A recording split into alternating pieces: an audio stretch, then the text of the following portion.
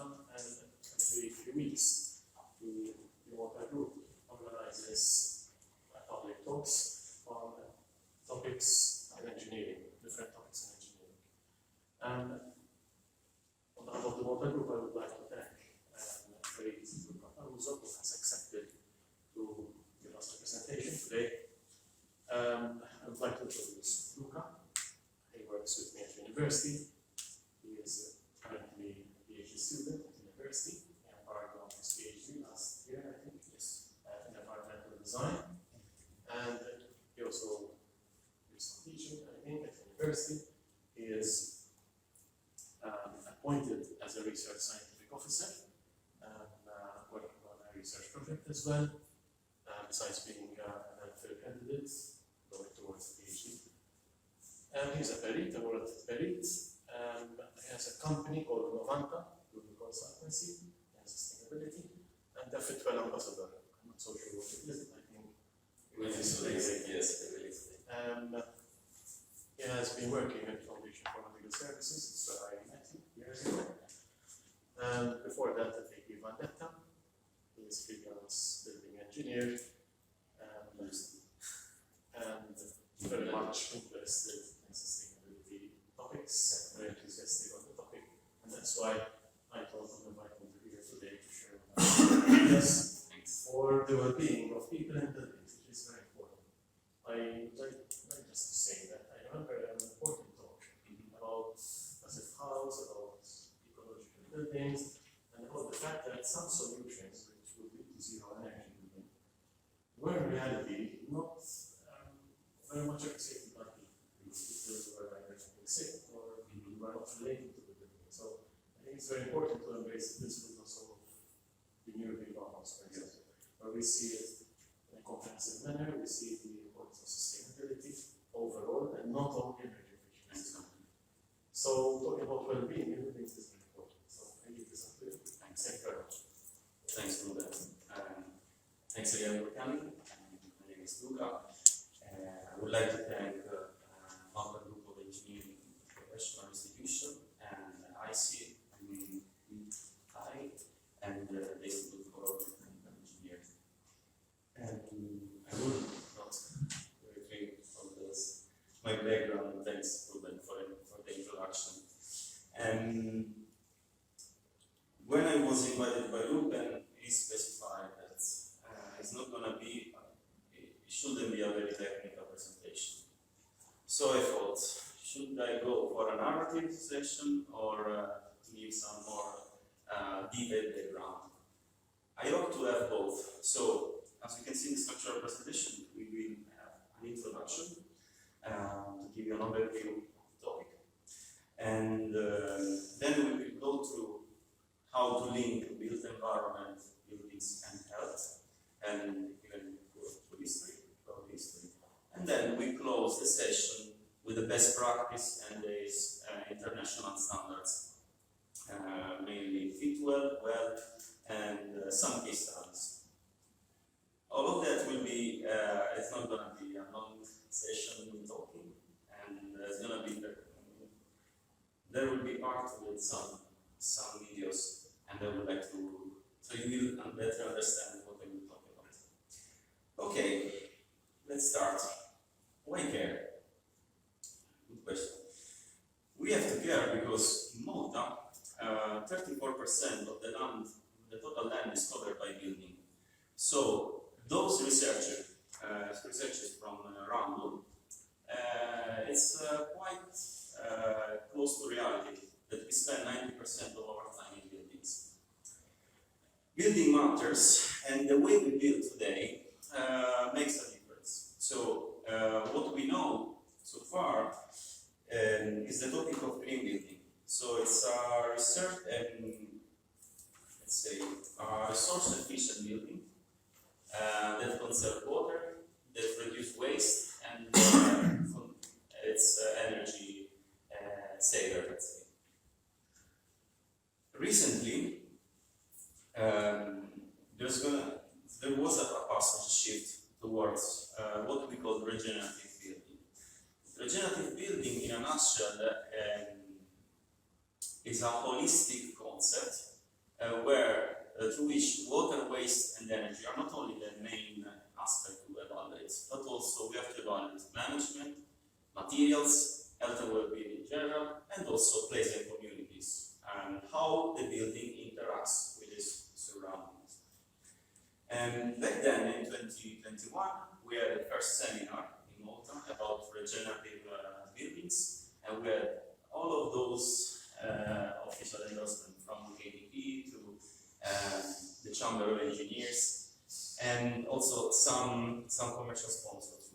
And it was quite interesting to understand how it's possible that this topic, mainly developed for men in Europe, could be adapted into the Maltese context. And here there is a brief presentation about the concept of regenerative sustainability. So they needed from the traditional one to here.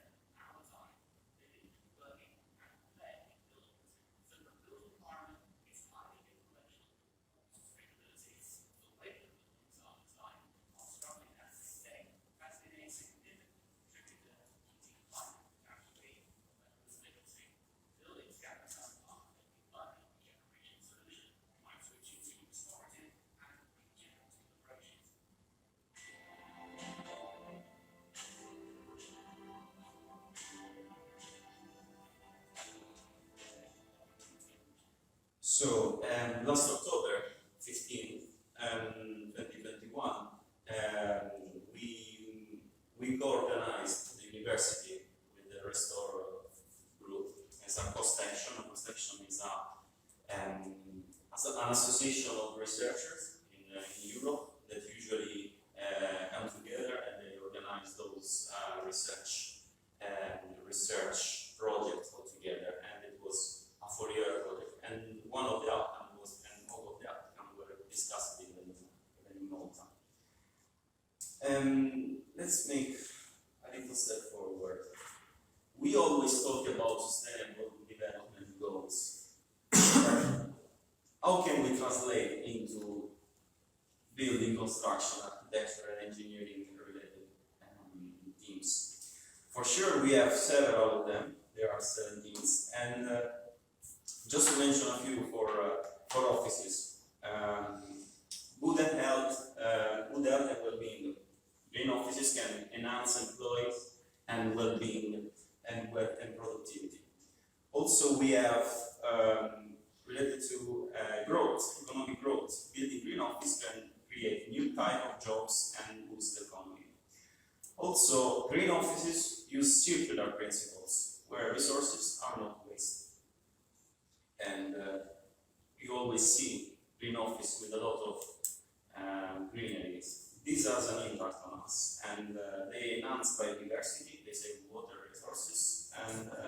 right to protection policies. On top of that,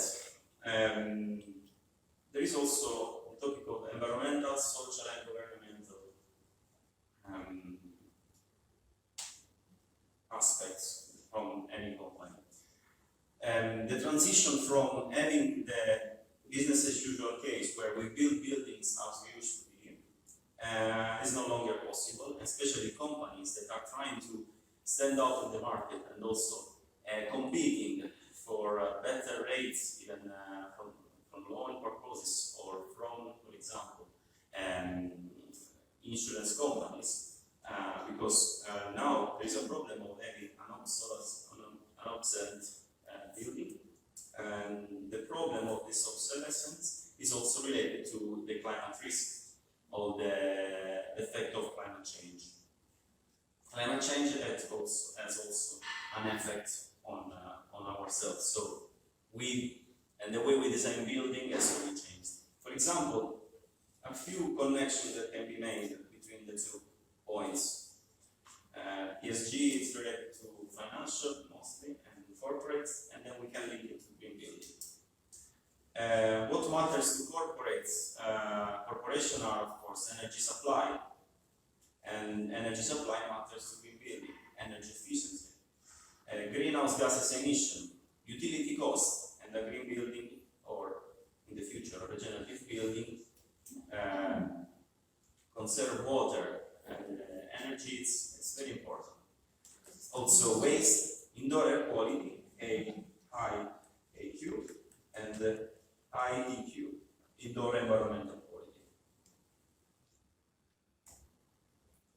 The built environment. In the 19th centuries,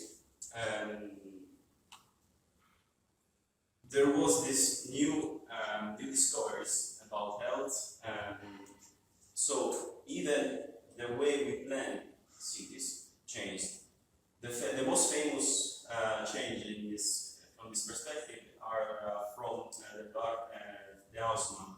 So the new boulevard in Paris were open because for military reasons, but also to get rid of the old town Paris, that was like the Mandaraggio district, how Julius Verne used to describe it, like humid, sordid, like without like a castle. So in that authoritarian approach, there was this change in paradigm, and so there was the first introduction of those policies to help to eradicate infectious diseases. Fast forward our times, chronic diseases has become the most important leading cause of death. And for those who don't know about those chronic diseases, some of them are heart diseases, cancer, stroke, Alzheimer, and also diabetes.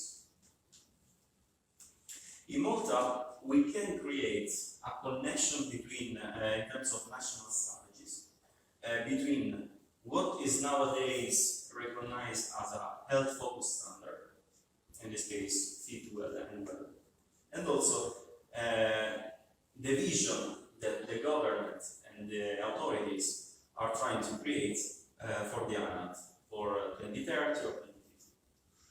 So recently we had, in 2020, we had the World Bank first, and also it's about to expire the consultation session about the national strategy for the environment 2050. So in a nutshell, in these slides I want to say that design, policies and operation can overlap for the better, and they can create the right environment even in Malta to drive decision and build this new kind of building that I'm going to show you soon. Briefly, how is the interaction with the body, with the environment? The most important thing is the cardiovascular system, and mainly healthy diets and balanced lifestyles matters. Also, the elimination of what we call volatile organic compounds. You will be hearing this word volatile organic compounds quite often because they are very well known nowadays, and they are affecting different systems of the body. The digestive system as well, endocrine. We have the immune system, integumentary, and muscular. In particular, muscular, because if we have a sedentary life, we spend 8 hours sitting in our desk and we don't have strategies that during the working time allow us to create movement, this will it will be detrimental for our health because we will become more sedentary, and this is not definitely good. Then we have nervous system, stress-related matters, reproductive system, because inhaling those particulate matters, VOCs can impact, they have an impact on our health, especially the reproductive system. Respiratory system, it's quite self-explanatory. Skeletal system is connected to muscular. The problem is muscular. Urinary is also connected to reproductive system as well. So we have understood more or less how the body interacts with the built environment, those 6 walls and floor and ceiling that surround us. But how come buildings makes us feel sick? It's called sick building syndrome. In answer, there are 4 main symptoms in literature that are very well recognized. The first is that symptoms are temporary. So whenever we experience them when we enter the building, and as soon as we leave, they will disappear. It's also it's not only one person having those problems and having those symptoms, but also more co-workers can note similar complaints. So this is one. It's also those terminology. Sick building syndrome was recognized by the World Health Organization back in 2006.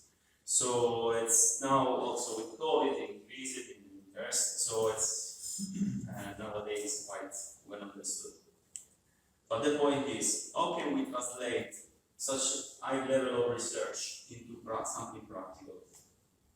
We are coming to that. The impact of the sick building syndrome related symptoms are, for example, eye retention and runny nose due to their pollutants. When you allow smoking indoors, we have 1, 2nd, and 3rd hand smoke. What we meant for 3rd hand smoke is the smoke that it's absorbed by the surfaces. Not only passive smoke, 2nd hand smoke, but 3rd hand smoke. So the more we smoke inside, the worse it is for us. Indoor ventilation is quite evident that if we don't dilute CO2 that accumulates when a lot of people gather inside the same indoor environment, it's evident that something has to be done. VOC are emitted by materials and are a category of organic gases that's quite long category that can be detected even through sensors. The general disease is another aspect that is quite famous for who designed HVAC, and also surface condensation. Unfortunately, our buildings made with globigerina may have some of those problems because of the porosity and the high level of humidity. So there is an association, as I called Indoor Air Quality Association that can give you a brief introduction to all of those topics and why it matters residential ventilation, what is about relative humidity, how to deal with that, etc. But what is indoor environmental quality and how we can achieve it? So first and foremost, indoor environmental quality is classified with four main pillars. The first is daylight and light comfort. The second is acoustic comfort. The third is thermal comfort. And the fourth is indoor air quality. Perhaps this is the most important, one of the most important slides, in a sense that when scientists and building performance and researcher start to create this connection between productivity and indoor environmental quality, they made a huge discovery. And let's be honest, some of those findings are qualitative and some of them are quantitative. Because well-being is not only something that you can quantify with numbers. Sometimes it has to be qualitative through, I don't know, a survey or questionnaires. So, but it gives us a glimpse, an idea of what we should do.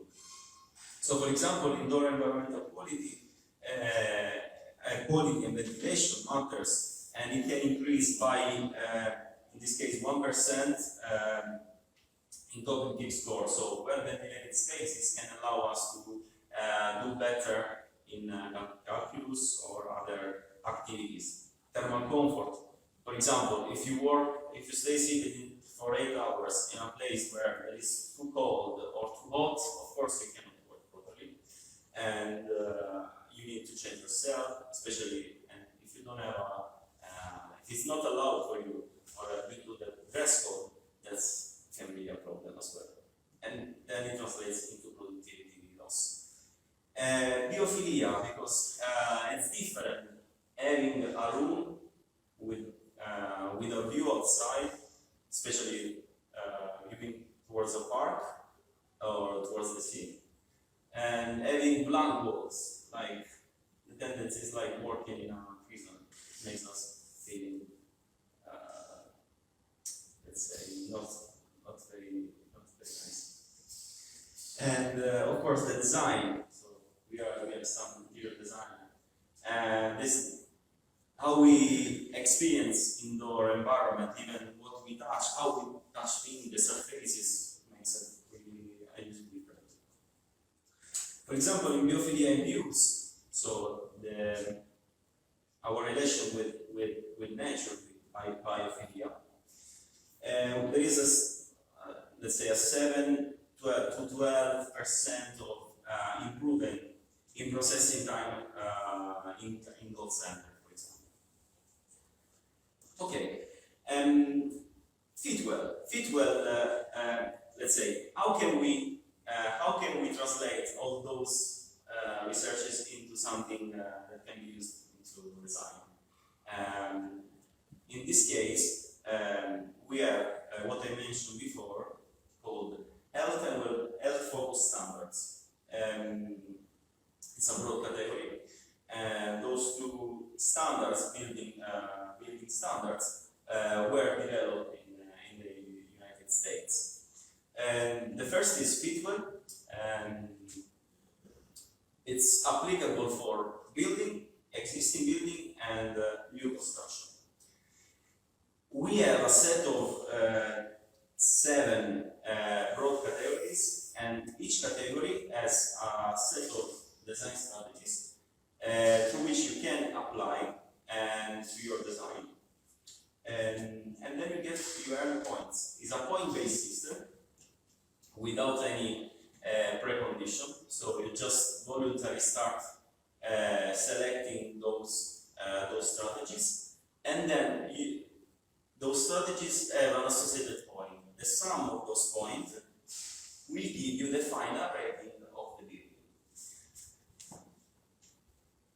So the process is similar for any international standards. So you register the building into their website. So you start designing the building, you collect all the evidences, and then you submit those evidences. Then it starts an auditing phase. The auditing phase will give you feedback about the strength of your evidences, and it comes, and they will interact with you, asking, please amend this because we are not sure what we're doing, or okay, let's go, let's proceed to construction phase. And then, until the project is complete, and then there is the phase where people occupy the building and you start experiencing. This is Fitwel. Well works in a different way. And Fitwel, as for example, in terms of this standard is divided into different categories. So we have one, let's say, standard specific on multifamily, one specific for commercial buildings, and one for specific for workplaces. And in this case, we have a list of strategies for workplaces. And I will go through with some other images more in detail. But first, let's look at this video about Fitwel and what it's all about.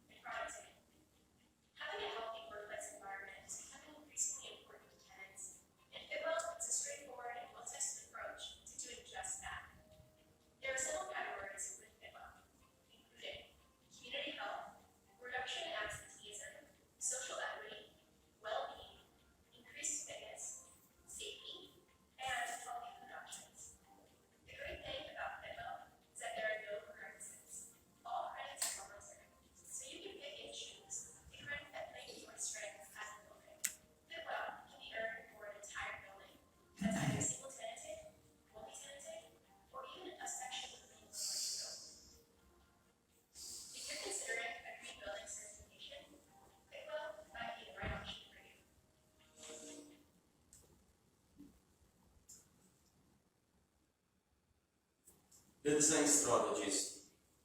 So we come to a practical aspect. In workplaces matters, for example, lactation room. Nobody has heard of it. But if you have employees that recently gave birth, it's either they stay home or with a good work-balance life, they can come working, but they have the time for breastfeeding. And those lactation rooms are not, it's within the working hours, so it's allowed them, the company allowed them to breastfeed, and they might have also the nursery inside.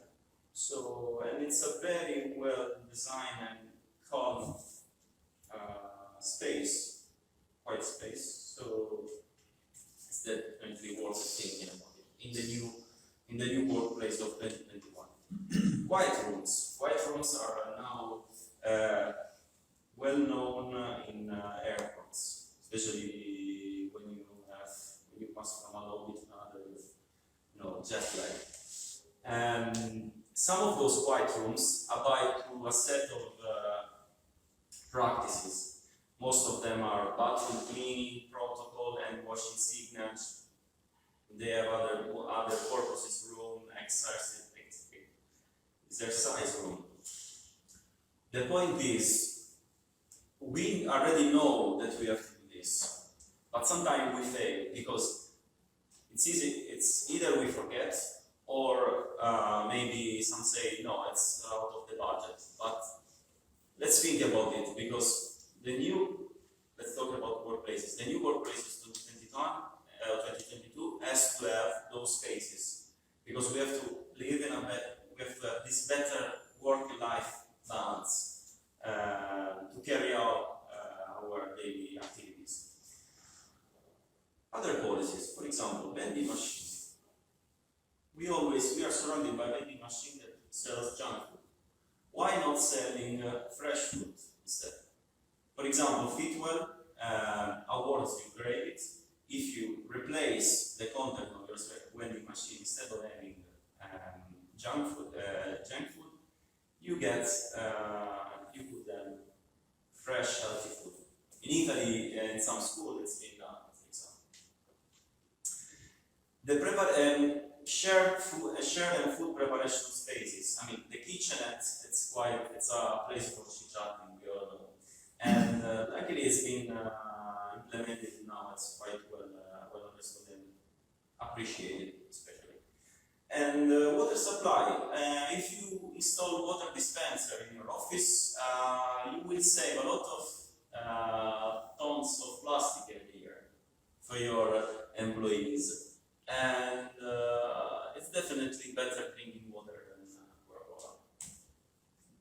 Building location is another matter because the closest to the mass transport, the better. The mass transport system, the better. I was coming from Slima today, and they came by bus and wanted to be a bit ecological. And I live close to mass transport and to bus stops, but the point is, I was stuck in the traffic for more than 30 minutes. And the point is, we are living in a car-dependent country, and some activities can be done by walking. It's sad to say, but still people rely on driving. So we must understand that our behavior, our transport behavior has to change.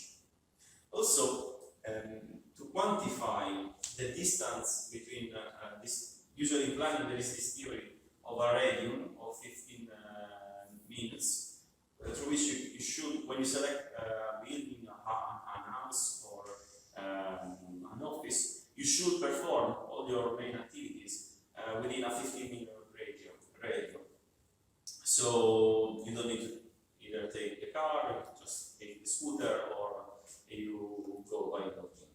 And a walkability index allows you to calculate through Google Maps the distance and assign you a point as a system of points from 0 to 100. So 100 is the best walkability index. Numbers below it's lower, of course. Building access, facilitating it with the installation of bicycle parking, and also nice entrances. You know, this is city life in Milan, with this interaction between the residential aspect and the Parco Sempione. It's Parco Sempione. Yes. When earlier I was talking about the interaction between the building and the surroundings, it's important that when possible we don't saturate the whole building site. We try to leave a bit of space, possibly, to have some greenery outside, so we create this transition. Those gardens can be used also inside the courtyards, on top of the rooftop, and or indoor, of course. These are allowing us to have a better, let's say, to mitigate the stress, and definitely our days will become different in building with those gardens adjacent to it. Okay, let's move to well-being. If you have any question, please interrupt me. Excuse me. Yes. Can you combine your system with old buildings that have lots of basic features Yes. that were perfected well for hundreds of years? Right? Yes. And nowadays our scope is to work with existing buildings, not to demolish and rebuild it from scratch. There are a number of incentives that can be given to developers and to owners to work on existing buildings. In Malta, for example, we don't know exactly which path it's leading us to renovation. But several countries has demonstrated that if we give us, for example, fiscal incentives for renovation for seismic and structural and energy conservation measures, it will help them in reviving our buildings, not only for example, for building another hotel, but also for residential.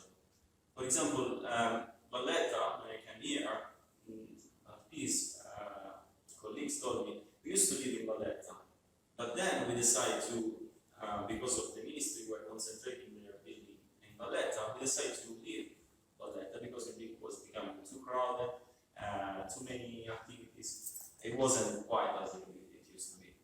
So now Valletta is just experienced as a,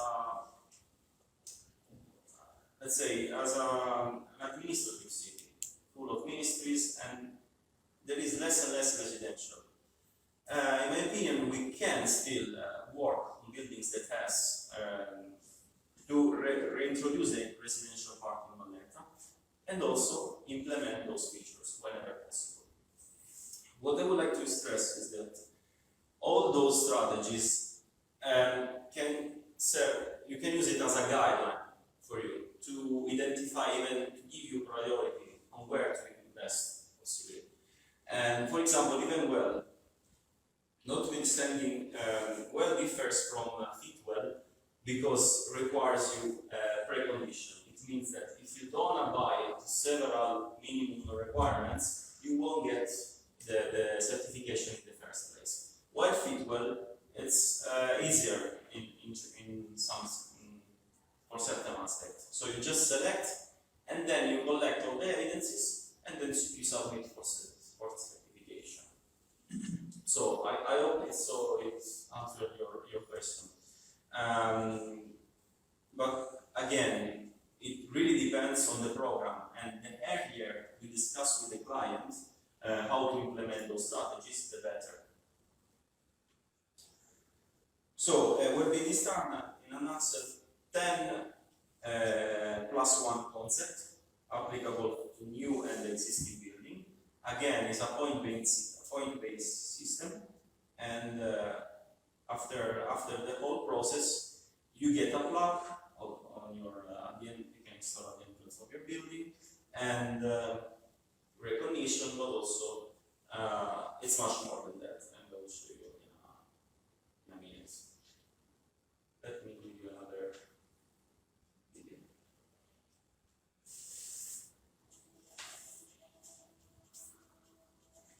I think it's now time for wellness comes to the fore because as an industry we are well versed on sustainability in its broader incarnation. This is the next step. The spaces that we live and work in every day have a significant impact on us as humans. We don't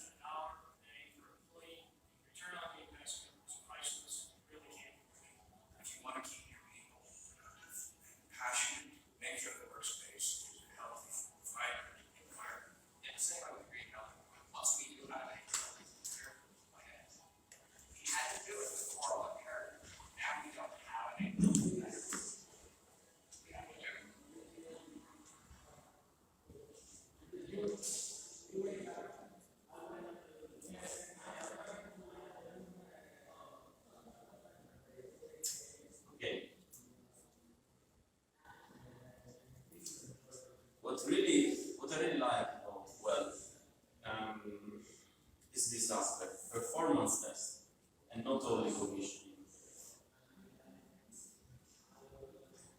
A lot of green building standards are built like that. You collect your evidences, you submit for verification, then you get feedback, and then if all the feedbacks are positive, you get the certification. We try to implement those decision-like conditioning. It means that you check whether the building has that building components already installed, and this is mainly for HVAC system. But we don't know how it operates, if the impact of our design choices were right or they are totally failed. In this case, well requires a performance test. It means that we have to check exactly how the building performs during occupation.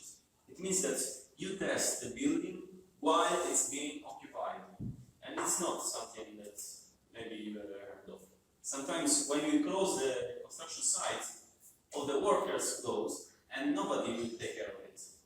Unless you have a facility manager that checks for you. But you don't check the thermal quality or the thermal comfort. You don't disseminate, you don't provide the surveys to ask your employees, do you feel cold? Do you like the smell of this building? Something like that. Air quality. So, I promise you I won't bore you too much about data, but it's important to emphasize that they need to be measured. So, this is a prerequisite. The prerequisite to get the point regarding air quality is you have to establish threshold for particulate matter. PM 2.5, PM 10, all of them are known for the outdoor pollution. But most surprisingly, you might not know that the most polluted environments are indoor environments, are not outdoors. Then you have to set up threshold for inorganic gases, carbon monoxide and ozone, and radon. Once University of Malta has measured the presence of radon, and it's quite low, very low compared to what we experience, for example, in Sicily, close to the Etna, because of the soil. And also, the threshold for radon is measured when you work in basement or semi-basement. Then we do just a step further. This is an option. It's called enhanced air quality, where you lower even further the measured particulate matter and inorganic gases. Then you have to do a threshold for organic gases, meaning formaldehyde and VOC. Formaldehyde, it's used to be in wood. Most of our wood furniture might contain traces of formaldehyde because of the glue. And also, enhanced air quality, the principle is always the same. You try to lower as much as possible, you get extra point because you are lowering through your decision the quantity of formaldehyde. Then another prerequisite, smoke-free environment. It seems to be granted, but in some places it's not granted. So you have to prohibit indoor smoking as well as outdoor smoking, especially if you smoke close to inlet for ventilation systems, you might introduce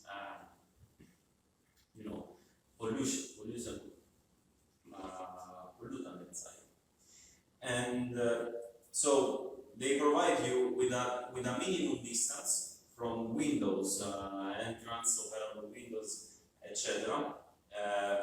And maybe, I don't know if you ever seen Mother Day, there are specific areas, outdoor, shelter, where you can go out and safely smoke. But it's like, you know, a places for people gathering. I don't like this idea, but anyway, at least they are distant from the building, so they, I mean, the potential of introducing pollutant is reduced. And ventilation effectiveness. It's not only important to say, listen, this is a naturally ventilated building, or a mechanically ventilated building, or a mixed mode, or has a mixed mode, or it operates under mixed mode ventilation. No, you have to have a system balancing. A system balancing, it means that the curves, the pipe, the ducts are pressurized in a way that the flow of air goes without having unbalances. So it means that there are areas where the flow, the airflow is too much, and areas that are underventilated, for example. Construction pollution. This is quite challenging, especially the way we operate construction sites. For example, they propose as a prerequisite to perform an air flush at the completion of construction. Also, you have to seal any of those grillers and those ducts, and also you have to clean them before occupancy.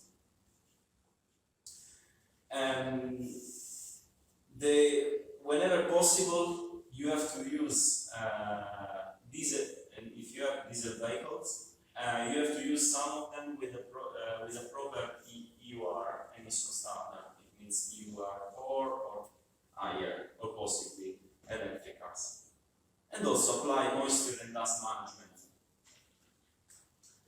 And those construction pollution management matters because when you're going to install adsorptive materials, they might be affected by moisture and also by the dust that can be created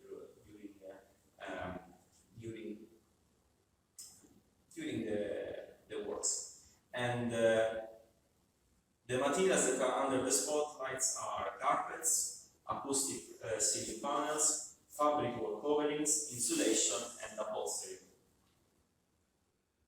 So for air, then we list a set of options that you can get, the extra point that you can accumulate, and the related strategies. For example, operable windows, pollution infiltration, combustion minimization.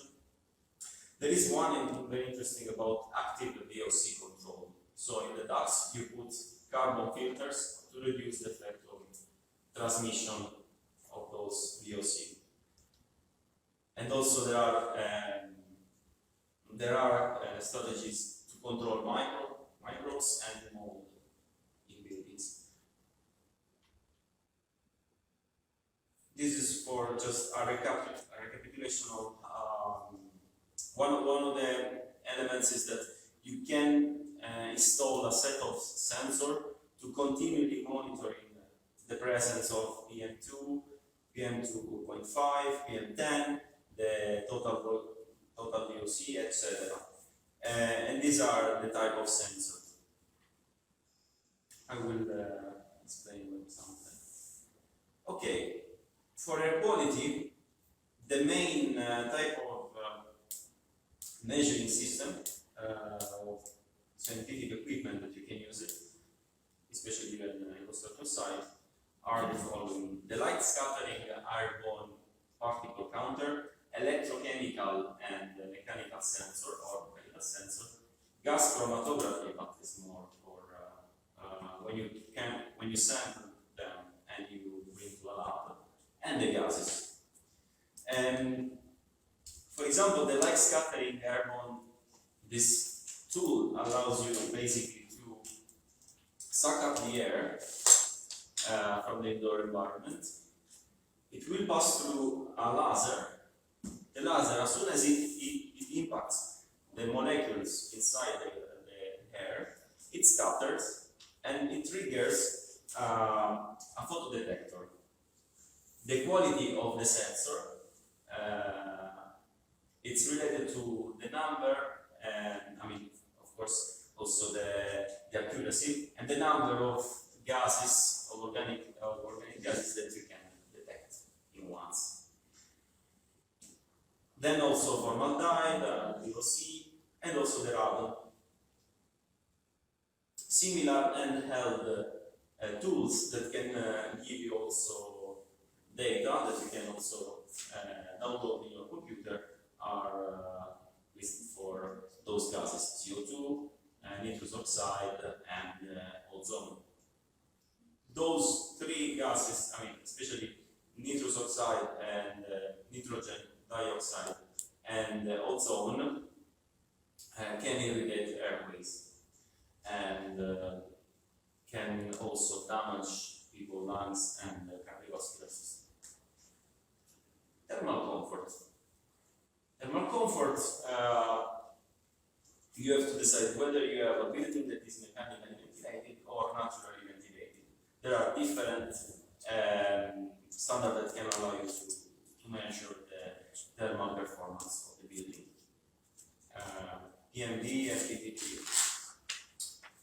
And also you have to monitor those parameters. Those parameters who influence the thermal performance, the thermal comforts are the dry bulb temperature, the relative humidity, the airspeed, and the mean radiant temperature. The mean radiant temperature is the temperature, is an average between the temperature that is perceived and that is exchanged by going in contact through radiation with surfaces. So the radiation exchanging I'm having with those walls, you sum up because those walls has their own surface temperature. So the overall mean radiant temperature is what my body sees and what my body exchanges through the ceiling, the walls, and the soffit. And it's counted as an average. Then, if you want to enhance it, then you limit further. And actually, what you calculate is the number of hours within which the building is considered in comfort. For example, from the last one, the enhanced thermal environment, what's interesting is the use of post-occupancy survey. So those questionnaires are are used in a way that you can just share with your peers, and then you, in 5 minutes, you complete it. You say, listen, this building during these 6 months, I was experiencing discomfort. I was feeling too cold or too hot, because we have receptors here and receptors here. So maybe you were having discomfort in your feet or here. It depends on how well designed was the building. Anyway, but it can also be a detector for facility management, because if you get negative post-occupancy surveys in terms of thermal satisfaction, it means that maybe the system is not working as designed. Okay, thermal zoning is just that when you have big workspaces, for example, you have to allow to have a kind of difference in temperature between different parts. For example, imagine that you are close to the window and the window is south facing. That area requires more cooling than the section that is maybe more detached from it, because there is the sun, the incoming sun, so it's warming up faster. So, for example, in workspaces like that, when you have desks, you can allow, as a corporate policies, to move, and then you don't want to stay close to the window. Maybe you want to stay a bit further, so you can adjust your thermal behavior, let's say, and your thermal perception of hot and cold, and you can continue working if you don't have any other restrictions.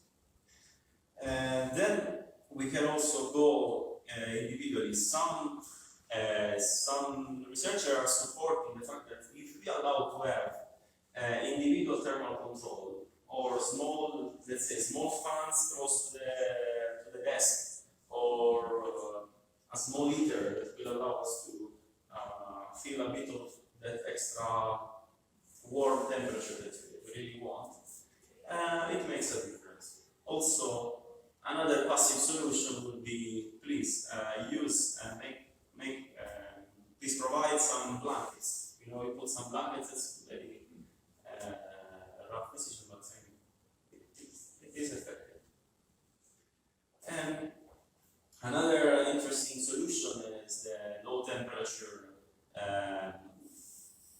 system, like radiant system. So instead of having the small outlets like that, you have an entire surface at low temperature that stabilizes, and you have water circulating inside, and you feel it's a better environment.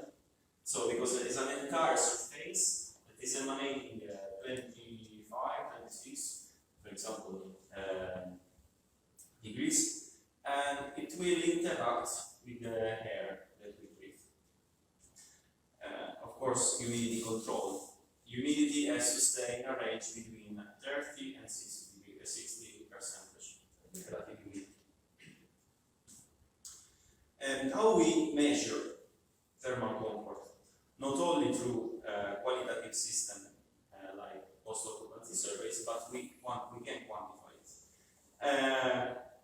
Very simply, we have digital thermometer, digital hygrometer, global temperature, relative humidity, the global thermometer to measure the mean radiant temperature, and I will show you what this. This is a global thermometer. It's basically in this shape, and it reproduces the shape of a human seated. So when you place it in a specific position, it will calculate, it will try to replicate the effect of heat exchange by radiation when sitting. There is also the elliptic version, where it represents a person that is standing. And then also the airspeed is the anemometer. Let's move to acoustic comfort. What matters as a prerequisite is that you have to manage the background noise. So from HVAC, other noise, external sources, you have to know exactly from the source of noise where it's coming from. And of course, you have to map it. You have to understand from where it's coming from. And you calculate the various indicators. And finally, you have to label them. So each zone is thermally zoning, and also it's acoustically zoned. So you know exactly where there is where should be a quiet zone, and where should maybe, I don't know, a kitchen as you can place it, so we can have louder voices, or a quiet zone where you really need to concentrate with, for example, those books, where you can close yourself in those open office spaces and you don't get distracted. And these are the maximum noise levels. So again, you quantify the background noise level and you set those thresholds, and that cannot be overcome. But then again, design aspects, sound barriers. You select the dividers between part of your office with acoustic properties. For example, door specification, gaskets, automatic drop seals, and non-all-core door. Then also you have to select materials with a proper sound absorption coefficient. Then what matters also is the threshold for reverberation time, and then also the installation of sound reducing ceiling and sound reducing vertical surfaces. So you reduces the echo between when you talking. You don't need to shout when you talk to the person next to you. Sometimes when indoor spaces are not acoustically corrected, this is one of the outcomes, and that causes discomfort. And what you need to measure, how to measure performance tests, to carry out performance tests, most of them through the sound level meter. And there are specific requirements for it. And what we did, for example, at the university was something similar. So this is an axometry taken from the project called Double C Block. We are developing a new concrete block with embedded insulation. And those are the representation of the two test cells that we built at the university, car park 6, to demonstrate the performance or the thermal performance of those walls. So we have walls made of, there are two identical roofs, 30 square meter each, with the same build-ups in terms of roof and slab, but they only differ for the walls. And in this case, we measure the acoustic performance. One of the project outcome was to measure the acoustic performance on site. And these are some of the location of the sensor, while having a sensor outside that was recording the background noise, the traffic noise. And then we have to understand which would have been the equivalent noise recorded inside the rooms, with all the door closed, for example. And this has to be repeated for several positions of the room. Also, we have to take care of being at a certain distance between the walls, because also in acoustics the surfaces matters, and how it's the matter of the surfaces matters. These are some of the pictures taken on a hot day, and these are inside. Anyway, soon we will be publishing a paper about it, and we will compare the typical construction, the whole upper block with the new block, and we anticipate that it's improved thanks to the insulation layer that makes it. Then we are almost close to the end. So light matters, and again, as a prerequisite, you have to have daylight in most of the spaces, if not all of them, under specific with a specific metrics. For example, you can have a spatial daylight autonomy, that is a calculation, a simulation that you can do with your computer, and he has to verify those to 200 lux level for more than 30% of regular occupied spaces. And also there are requirements on the transparency of the windows. So the position of the transparent, so the position 60% of the transparent envelope has to have 40% of visible light transmission. It means the transparency of the glass, and also the distance of the desks has to be within 6 meters from the transparent envelope. And not only all spaces, living spaces, but also the common spaces has to be the heat. And since we don't quite, the topic of light and daylight is quite complex, it's important that the company, in this case, or the owner, educate users on lighting. So the correct use of lights, and the topic of circadian breathing sleep hygiene, age-related issues related to light and sight, and of course the importance of daylight exposure on mental health.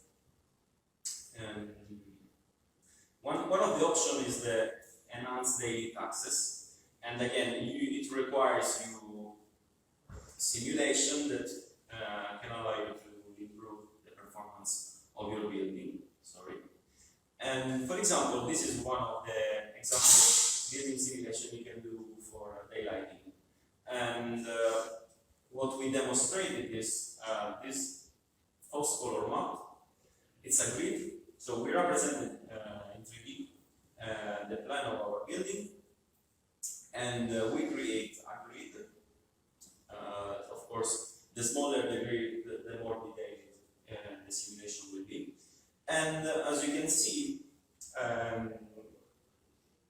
the building performs quite well in terms of daylight autonomy. It means that the illumination level, lux level, 300, that's the typical ideal level of daylight indoor. And it's quite well spread throughout the simulation period. It means January to December, from 7 a.m. to 5 p.m. in the afternoon. So the simulation is assessing you, look, this building is performing when it really matters, of course, during working hours. Then there are other aspects for light levels and for visual activities. So for example, in this colonnade, you can see the transition between an outdoor lit area and the indoor area because of the shading. And this transition has to be designed as well. The circadian lighting instead, it's an important element because our sleep-wake cycle, it's influenced by the quantity of light.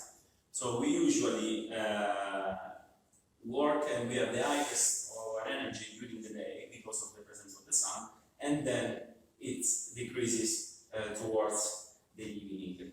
And so these are the cycles that influences our mental and physical and also our behavior. Mental health, physical, and our behavior.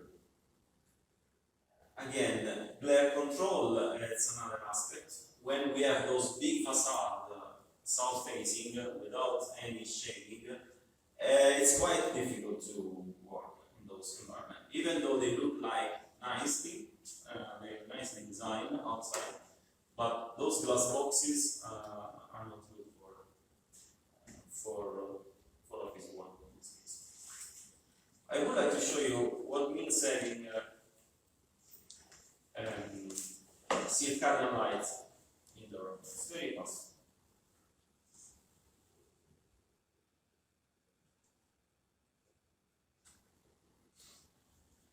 It's most of those research were developed for healthcare sector, but again, now everyone experience stay inside buildings for 90% of the time, so it doesn't have to be only for all hospitals. For example, as you can see, here there is also, unfortunately it's very small, there is a clock. So the closer we go towards night, the darker are the lights. So there is this variation from a bright white source towards a yellowish and then even orange, let's say. So even working, you don't work within an environment that has always the same level of light and the same quality of life. The spectrum of the lights changes throughout the time.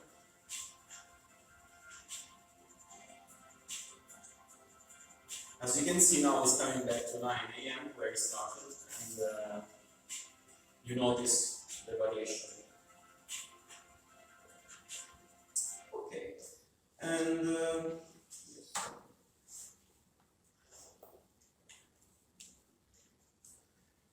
yes,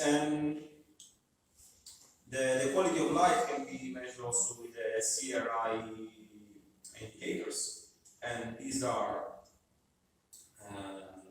the type of luminaries with with a low CRI at the same color temperature, at the same light color temperature, and also how to quantify the light performance, daylight performance, and similar.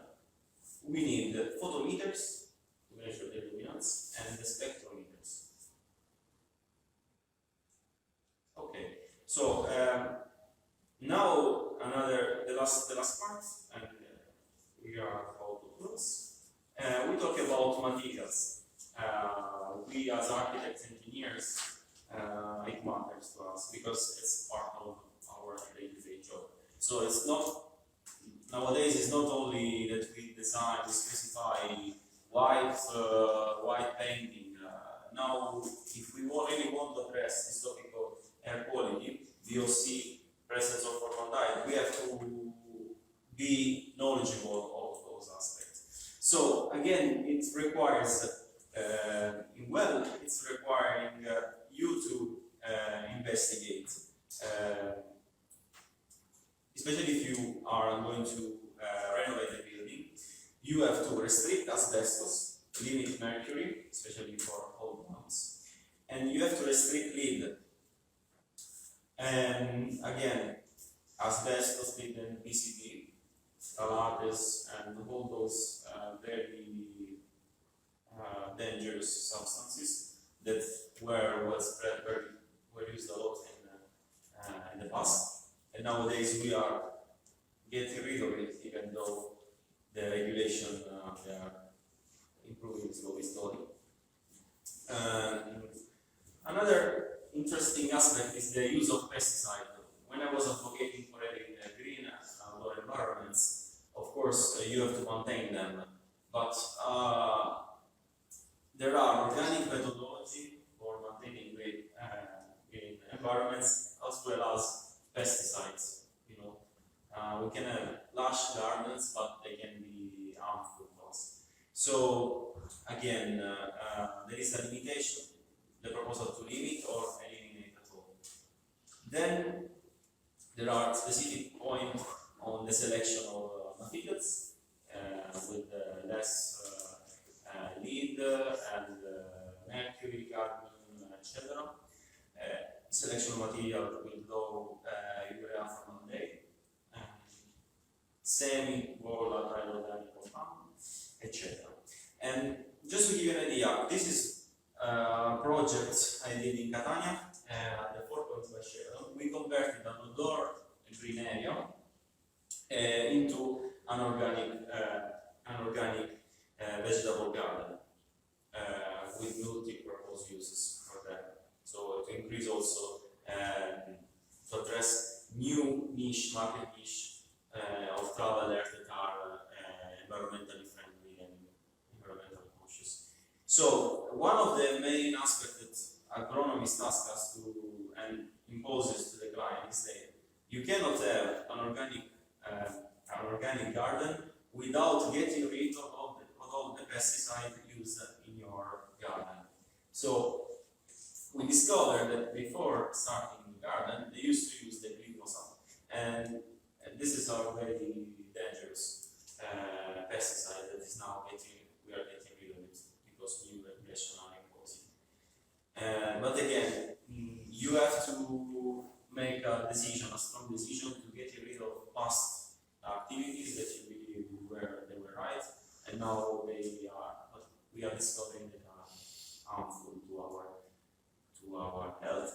And yes, the building material under the spotlights in this case are furniture, flooring, ceiling, and wall coverings, thermal insulation, also duct and pipe insulation, composite wood and laminating, paints, a lot of paints that we are using in our buildings, and also piping, because the content of metal, the heavy metal inside the piping or the plastic used can be dangerous for us. And some third-party certification are now getting more and more popularity. So manufacturers are assessing their products against those labels in order to demonstrate to clients that their materials are not harmful. And in conclusion, some example of buildings that are both Fitwel and well certified. So this is an office in US. As you can see, how is managed the indoor layout with all the common spaces and also those presence of hot desk, the common kitchen area. And the central core of this building also is flooded with natural light, and the presence of the staircase, it's instrumental to influence, to have, to push people to walk more. Instead, and actually, all the lifts are, let's say, hidden behind, because people has to make the first choice is to go to the stair, is not taking the lift. And this is the last case studies, MGPEI, and I have a video, the last video before we close. And this building can be considered a regenerative building.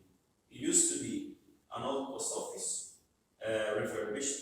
The facade was detached, and the marble used now restored as a flooring, and then totally redesigned according to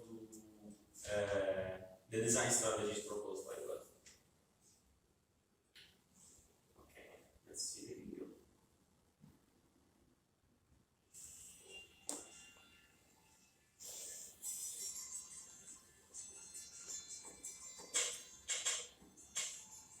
We made a building in Amsterdam called the Edge. And that was a building where we created a lot of technology and we became a prototype of a whole new way of working in a smart building. And actually, we learned from all the data coming out of the first Edge. And that building is now, in our eyes, the best building in the world because it integrates so many elements that are important for the user: sustainability, health, technology behind it, and also the architecture of the building. What we basically did is really try to see how can we boost performances of offices, not just sustainability, which we've been through for many years, but even more so on the technology side, on the health and well-being side, because we believe that the office of the future needs to be the best possible place for people to perform, and to try to bring us all together in a very integrated user-centered design. Meaning, if we really want to understand how users experience the building, we don't build buildings which are beautiful from a bird's eye view, but buildings which really feel great when you enter the building and experience it all day long.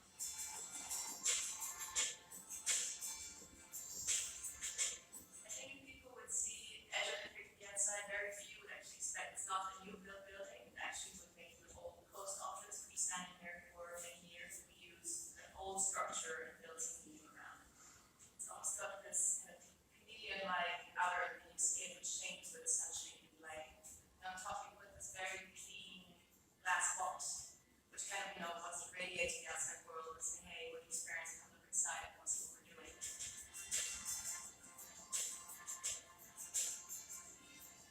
Which you immediately have all the openness, you have the pool, which you can follow the stairs with your eyesight and look up, and you see that it's a place which brings people together, which is all about connectivity.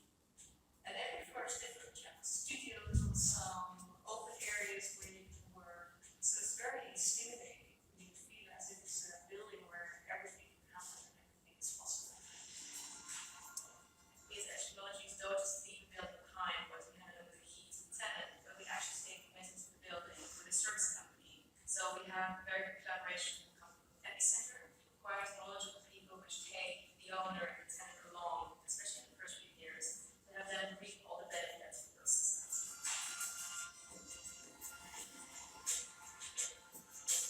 Creating sensors for the next sustainability more efficient was just step one. Step two, and a lot of steps after that came from all that data analytics that came from that building. Today we know a lot more about the building. We know a lot more about what's really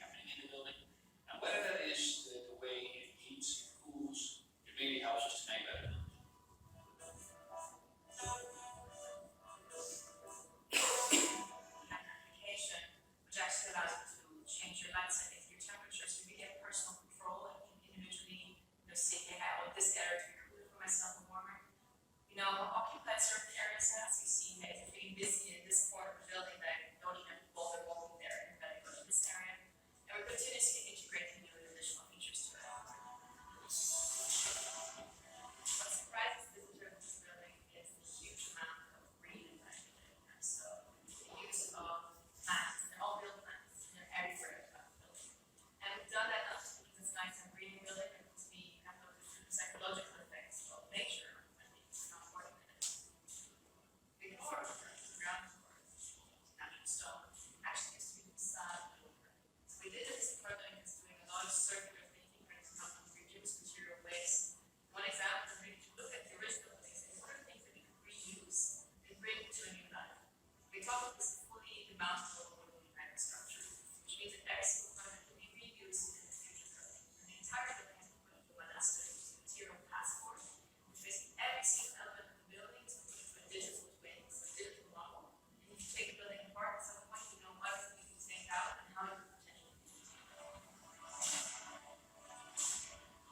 The most important things that are going on at MGPEI are things that you probably won't even see, or at least you won't take notice of. It's what you don't smell when you walk into the building. No new building smell means better quality materials that are off-casting less and present an environment that is immediately healthy for the people inside. We're also looking at lighting, which has to be daylight, but also has to be circadian lighting, which changes over the day, looks like natural daylight. You may not take note of the excellent quality acoustics, but you'll notice during your meetings that you don't have to raise your voice to be heard, but you got adequate privacy to be able to carry on your conversations.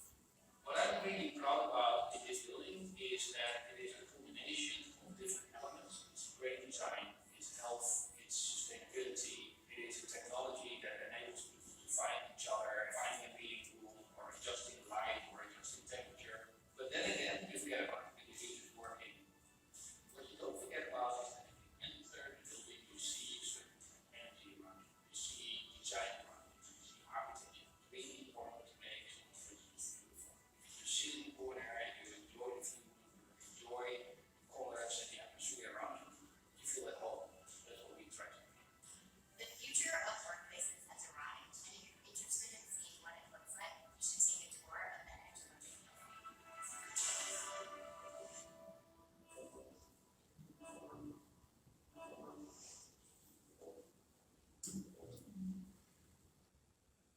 Thanks a lot for joining us.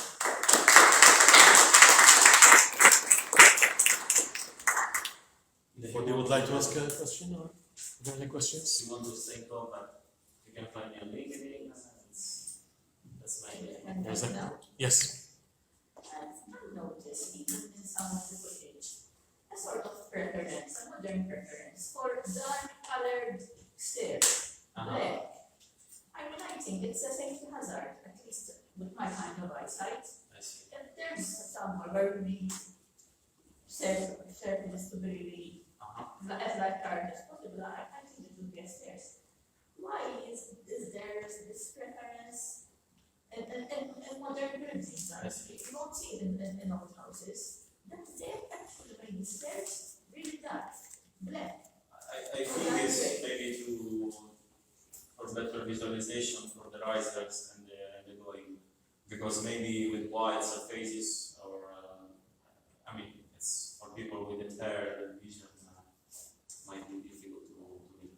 But maybe you're saying that it's the opposite. I don't know. I don't quite know. There are Modern preference for really dark colored stairs. throughout design. I mean, for design there are also trends. Sometimes not all of them are following the scientific principles. So that's probably the way they look. They find buildings and the picture they taken from negative might inspire other people to see that because they believe it's a best practice. So. And if I can have another question, please. About this arcade light. Yes.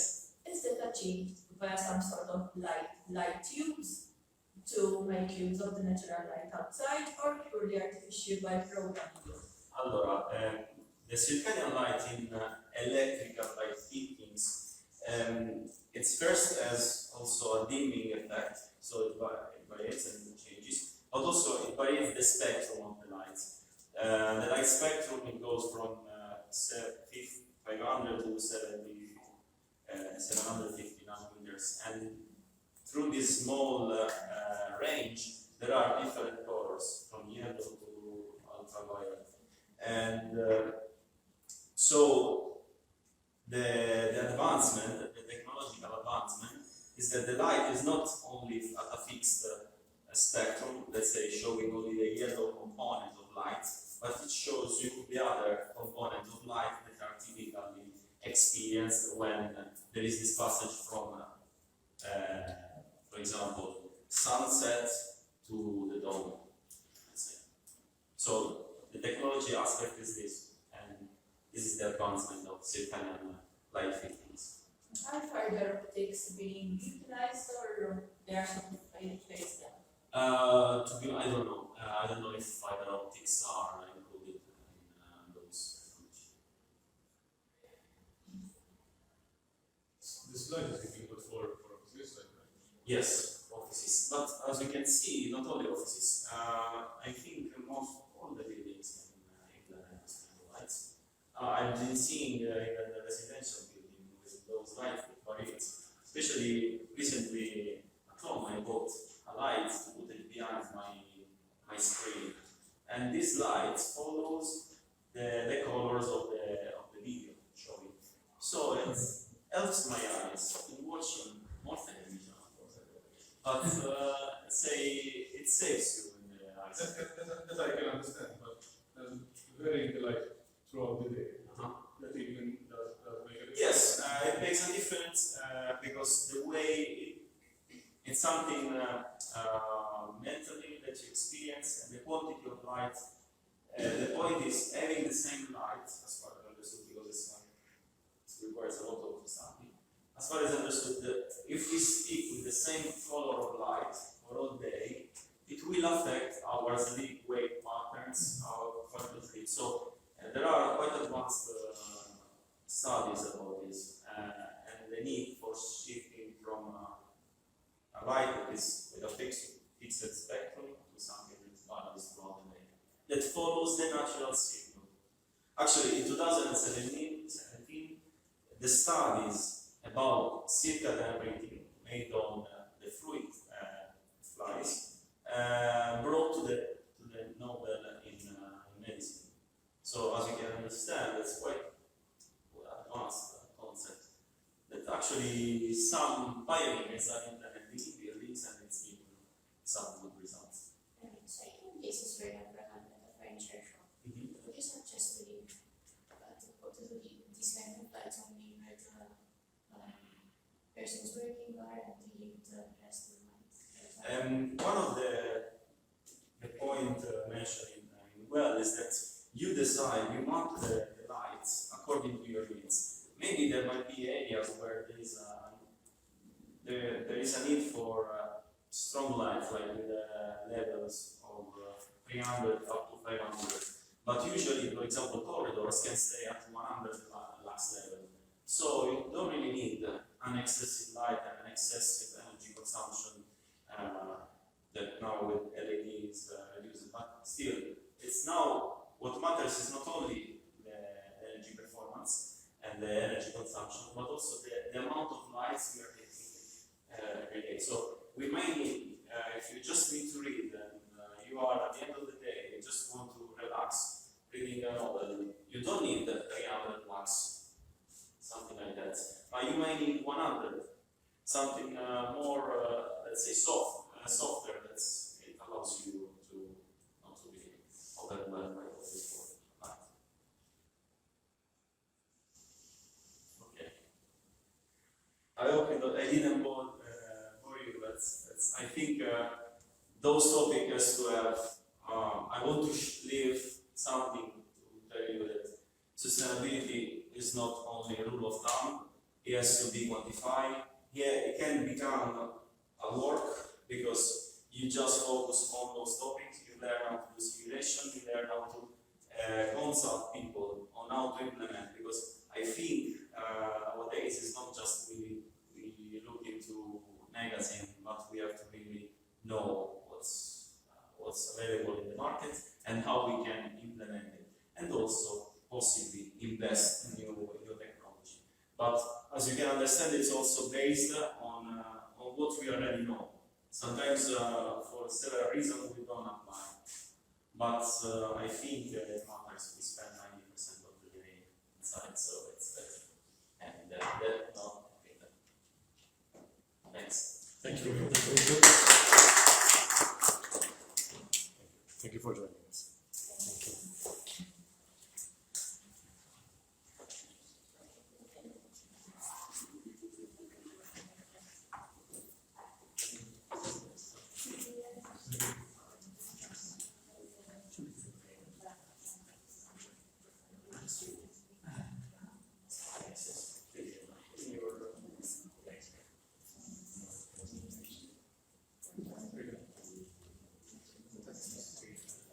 Luca. Yes, Sergio.